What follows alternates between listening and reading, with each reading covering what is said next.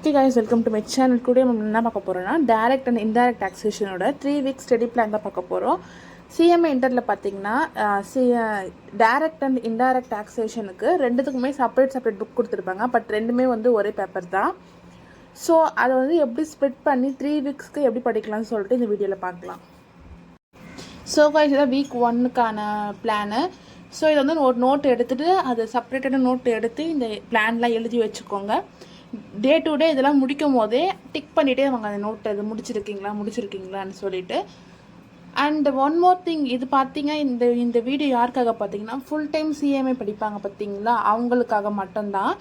And moreover நீங்கள் college ஸ்டூடெண்ட்டாக இருந்தாலும் இது நீங்கள் ஃபாலோ பண்ணிக்கலாம். இது படிக்கிறதுக்கு பார்த்தீங்கன்னா ஒன் டே ஒரு 5 to 6 hours வந்து செலவழிக்க வேண்டியதாக இருக்கும். அண்ட் வீக் 2க்கான பிளான் பார்த்தீங்கன்னா total income and tax liability, அதோட இன்டைரக்டோட பேசிக்ஸ் தான் பார்க்க போகிறோம்.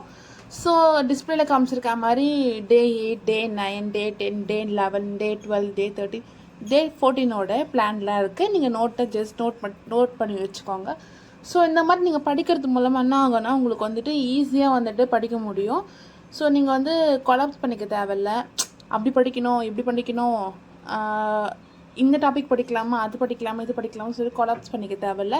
இப்போ சில இதில் பார்த்தீங்கன்னா பர் டேக்கு வந்து 2 டாபிக்ஸ்ன்னு கொடுத்துருப்பேன். ஸோ உங்களுக்கு அந்த மாதிரி படிக்கும்போது உங்களுக்கு என்ன ஆகும்னா உங்களுக்கு ஈஸியாக ஃபீல் ஆகும்.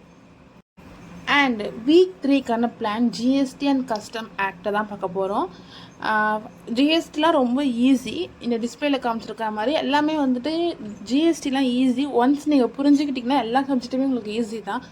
அந்த சப்ஜெக்ட் புரியாத வரைக்கும் உங்களுக்கு வந்து கஷ்டமாக தான் இருக்கும். ஒன்ஸ் நீங்கள் புரிஞ்சுக்கிட்டிங்கன்னா அதோட ஈஸி சப்ஜெக்ட் எதுவுமே கிடையாது. சேம் சிஏவாக இருந்தாலும் சரி, எந்த எக்ஸாம் இருந்தாலுமே சரி, அந்த புரிஞ்சுட்டு படிச்சிங்கன்னா எப்படிப்பட்ட எக்ஸாம் இருந்தாலுமே உங்களுக்கு வந்துட்டு ஈஸியாக தான் தெரியுமே. ஸோ அந்த மனப்பாடம் பண்ணுறது மக்கப் பண்ணுறது மாதிரி இருந்தீங்கன்னா எல்லா சப்ஜெக்ட்டுமே சின்ன சப்ஜெக்டாக இருந்தாலும் உங்களுக்கு வந்து டஃப்பாக தான் தோணுமே. ஸோ ஒரு சின்ன விஷயம் நீங்கள் படிக்கிற மாதிரி இருந்தாலும் நீங்கள் வந்து மனப்பாடம் பண்ணாமல் புரிஞ்சுக்க ட்ரை பண்ணுங்கள். அண்ட் இந்த பிளானில் நீங்கள் கரெக்டாக ஃபாலோ பண்ணால் தான் உங்களால் வந்துட்டு இந்த 3 வீக்ஸில் இந்த டாபிக்ஸ் எல்லாம் முடிக்க முடியும்.